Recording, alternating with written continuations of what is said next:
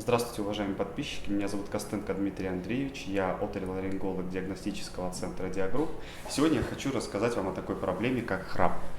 Вообще храпом называется нарушение сна, которое может быть вызвано, скажем так, резонацией, то есть подвижностью излишней, гортани либо носоглотки.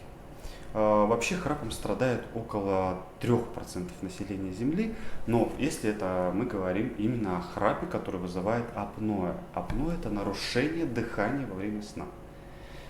Если же мы говорим о банальном храпе, то есть это как в виде звуковых каких-то явлений, которые человек посторонний может слышать, то это практически каждый пятый человек. Собственно, в чем актуальность данной проблемы? Человек, который имеет храп, он, скажем так, может его и не замечать. Прежде всего, это доставляет неудобства близким, которые его окружают. Они, прежде всего, начинают ему об этом говорить. Только тогда он обращает внимание на свою проблему. И в чем неприятность данного заболевания? В том, что в последующем имеющийся храп, еще если брать в расчет апноэ, может привести к серьезным проблемам со стороны органов и систем. Я говорю о том, что банально у человека может развиться с возрастом инсульт, скажем так, факторы риска развития инсульта будут выше, инфаркты, и, скажем так, очень сильно снижается работоспособность, и вообще качество жизни. У мужчин это нередко сильный храп может вызывать снижение либидо, то есть снижение импотенции. Это тоже такая актуальная проблема. Вообще храп, он, скажем так, бывает не совсем однозначным. Причины для возникновения храпа могут быть как анатомические проблемы, так и функционального характера. То есть о чем я говорю? Анатомические — это когда у нас деформирована носовая перегородка, когда у нас есть своего рода полипы в носу, то есть какое-то препятствие, которое должным образом не обеспечивает прохождение воздуха через нос. Тоже и касается, собственно, носоглотки. Если там у нас крупный язычок нависающий, крупные небные занавески, они могут также давать вот такую проблему.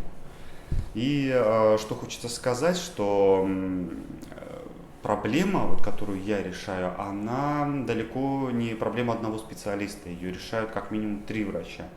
Это невролог, доктор, который занимается, скажем так, неврологическими проблемами, потому что в функциональном плане, вот я не сказал про функциональное расстройство, это может быть банальное переутомление человека, то есть физического характера, психоэмоционального характера, это может быть даже курение.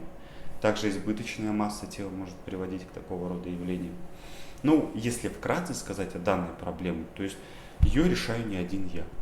Если же невролога я далеко не всегда назначаю пациентам, которые приходят ко мне, то 100% я направляю к доктору-сомнологу. Сомнолог — это специалист, который как раз-таки занимается проблемами сна.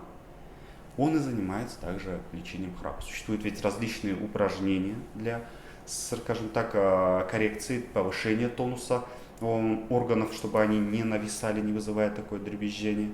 Существует своего рода СИПАП-терапия, очень интересная, но она больше касается именно доктора-сомнолога.